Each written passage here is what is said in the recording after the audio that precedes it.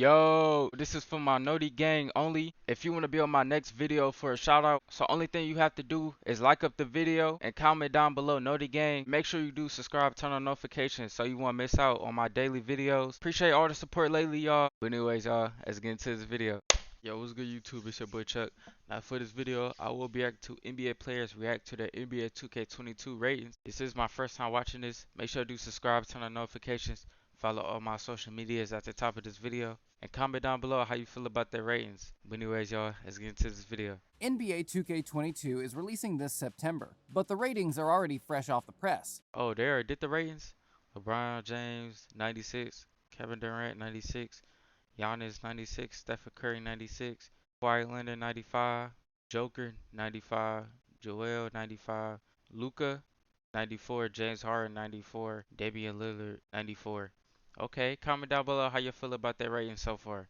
And when they dropped, so did the jaws of many who felt bewildered by some of the decisions made by the powers that be. Be sure to click the subscribe button and check out the links in the description for more latest Everybody hit that subscribe button, like up this video Hoops content. for more content. Where do we even begin? To say that some of the players were confused by the ratings in this game is an understatement, to say the least. Jason Tatum didn't take it too well. His initial pitch of where he stood in his own ratings was revealed in a Let me see the some ratings. links in the description Oh, for this is more for the latest Dunkin'? Hoops content.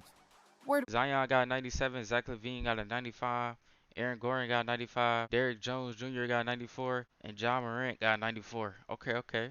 we even begin? To say that some of the players were confused by the ratings in Dang, Curry got a 99 three-pointer, Klay Thompson got a 95 three-pointer, Joe Harris got a 90 three-pointer, Steph Curry got a 90 three-pointer, and Duncan Robinson got a 90. Who is that? I never heard of him.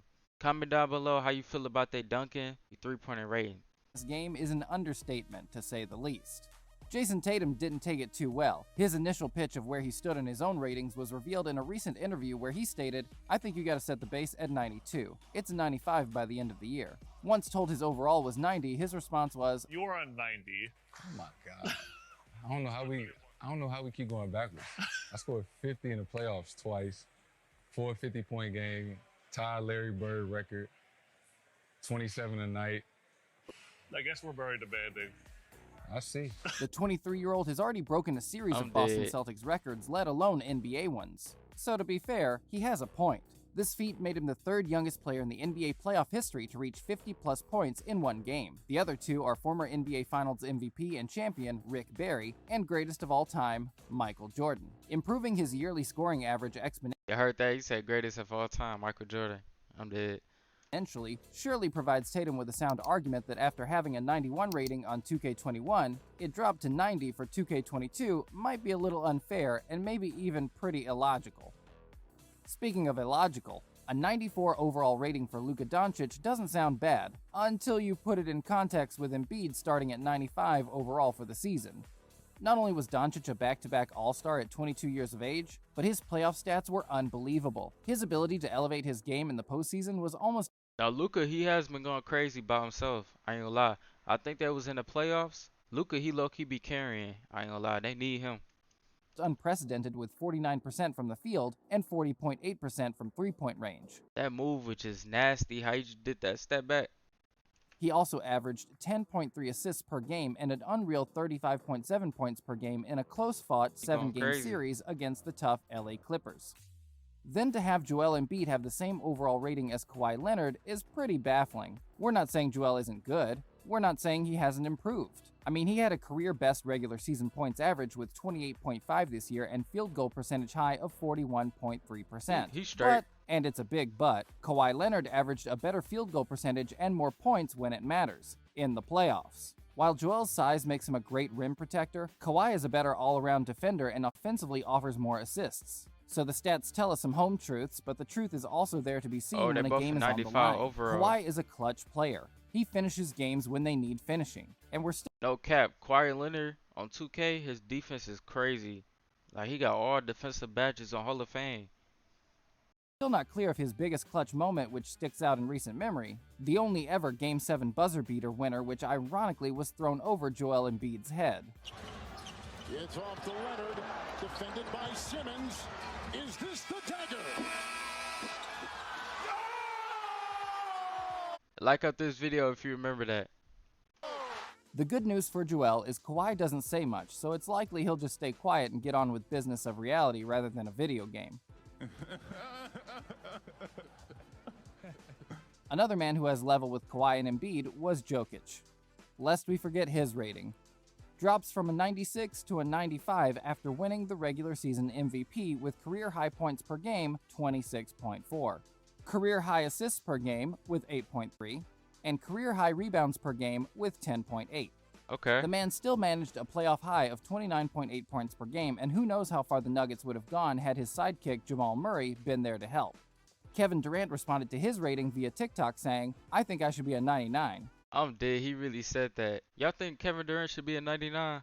I think he should be a 98. That's fair. I think you can't be over LeBron James. That's my opinion. If you put Kevin Durant at 99 and you don't put LeBron James at 99, I feel like that's not good marketing because people would not buy the game if they see LeBron James a 98 overall and Kevin Durant is a 99.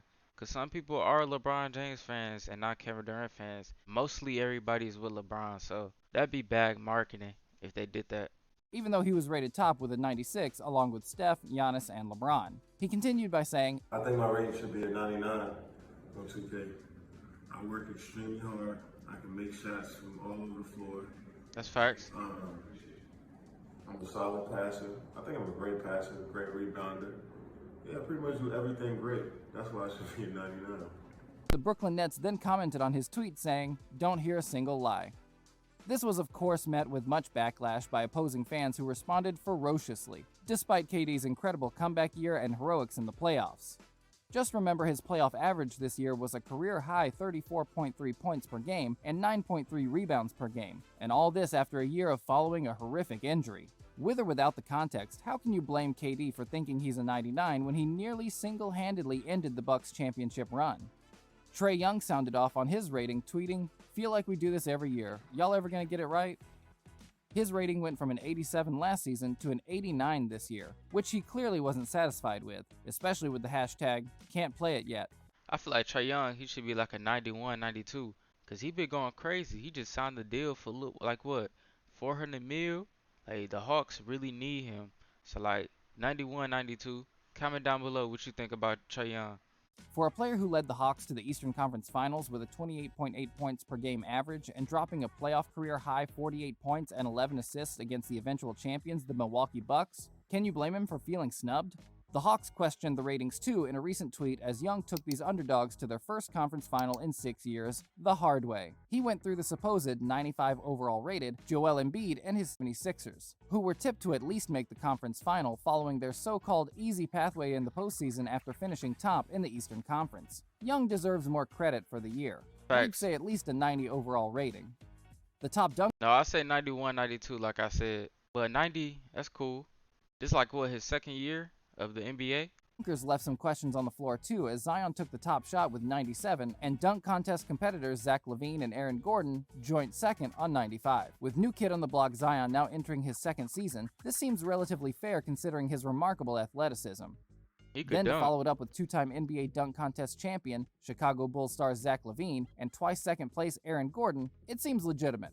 The bizarre call, however, not to put Giannis in the top 5 left some people very perplexed. The two-time MVP and now Finals MVP has made a name offensively, not just with his Euro step, but being able to charge his long, strong frame down the lane and slam over pretty much every rim protector in sight. As we've mentioned in previous videos, the Giannis wall no longer works. To leave him out of the top 5 is a little disturbing, especially when you stick Ja Morant ahead. While smaller in size and still capable of creating the spectacular, that doesn't change that Giannis can do it just as well and with greater ease. As for the three-point ratings, Steph Curry won't be able to argue as he has a firm grip at the top of the leaderboard with 99. Despite the Golden State Warriors' lackluster season, Steph put on a sensational display with 42.1% from 3 and a career-high 32 points per game. And that boy Curry be going crazy, no cap. Just because Klay Thompson is recovering from injury doesn't mean he didn't deserve to sit in second place with a 95 three-point rating. Klay will likely always sit as the second best three-point shooter of all time, so he deserves some respect put on his name. Before his first big injury, he shot a career-high 44.3% from 3 in the playoffs in 2019. Don't doubt his ability to come back and pick up where he left off with the strongest part of his game. The next three down The world will never know but him. I hope he come back to the NBA strong, feel me, shooting threes, going crazy. He might low-key be a 99 next year. You never know. may come as a shock to most. Primarily Pat Connaughton, who tweeted thinking faces next to the top 5 list exclaiming Damian Lillard should be in there. He's not necessarily wrong when Dame's 3-point percentage falls around the 45% mark for the postseason. Joe Harris was someone who sneaked above him with a 93-point rating. We actually think this is low. Harris should be reaching for a 92 or 93. Why? Well, let's start by saying that Harris had the best 3-point percentage in the regular season last year with 47.5%. Setting a franchise record for the Nets, Harris became the fastest player to knock down 100 3-pointers in a season, doing it in 10 games less with only 31 games played, beating the previous record with 41 games. He then offered up superb production with 40.2% from 3 in the playoffs. There's a reason why he also took the 3-point contest by storm 2 years ago. Seth Curry landed on the same 3-point rating, and thoroughly deserved it as he hit an astonishing 45% from 3-point range in the regular season and 50.6% in the postseason. The numbers don't lie. And Duncan Robinson hitting 40.8% from 3 last season gave him the same rating, but 5th spot on the leaderboard. Okay, I know who he is now. Other players chimed in like Melo, who was given an 84. He tweeted, "No 99s?" and added a few sleep emojis. In the same vein, LeBron James responded to the tweet asking if he agreed with Steph's rating of 96, and the King simply responded, "Nah, should be 99. He did the exact same with KD, so who knows if it's ironic or not, especially with the shrug emoji added to both. Dame retweeting his overall of 94 means he's probably pretty happy with it, if he cares, that is. Either way, it looks like Connaughton will fight his battles for him. And finally, James Harden caused quite a stir when ESPN asked for the public's thoughts on the top 10. He threw down 3 laughing emojis, so clearly he thinks it's a joke that his rating has dipped somewhat. And to be honest, he has a point, especially when he had the second best regular season field goal percentage of his career at 47.1%, and a very strong playoffs despite his injury problems in the postseason. Even Skip and Shannon got involved on Undisputed, arguing whether LeBron was admitting KD is the best in the world or just... See, now since LeBron James said something about they should be 99, now all the LeBron James fans seen that. So now it's like, it's cool now. If LeBron would have never made that tweet, I'm telling you, if Kevin Durant was a 99 and LeBron wasn't, that's bad marketing, no cap. But since LeBron said Stephen Curry and Kevin Durant should be 99s, everything is all cool now. Complimenting him. The conversation soon spiraled out of control and into the usual LeBron GOAT debate. Right, I believe Kevin Durant should be a 99. But it seems to me, Skip, they've kind of tightened it down with the ratings because no one has been a 99, if I'm not mistaken, since 2014. However, what did come of it was Shannon's rating. That's good. He has KD, LeBron, and Giannis all at 99 and Steph at 98. Whatever the That's weather, a good point. This isn't the final ratings for NBA 2K22. They'll change every 2 to 4 weeks. As players go on streaks, improve their game, or drop off, they'll go up and down accordingly. But the opening rating is certainly a marker for where the game sees them today. And no matter what team you're a fan of, there's no doubt some of these are incredibly questionable. But as new Hawks point guard Delon Wright aptly summed it up, it's that time of year again when people who don't play NBA 2K argue about the ratings. And why not? The Summer League is over and the regular season is yet to begin. Gotta have something to argue over. Appreciate y'all watching this video with me. Make sure you do subscribe, turn on notifications, follow all my social medias at the top of this video. And like I said, appreciate all the support, y'all. We've been going crazy. And for my Know the Gang, make sure you do comment down Know the Gang for my next shout out video. But anyways, y'all, I'm out.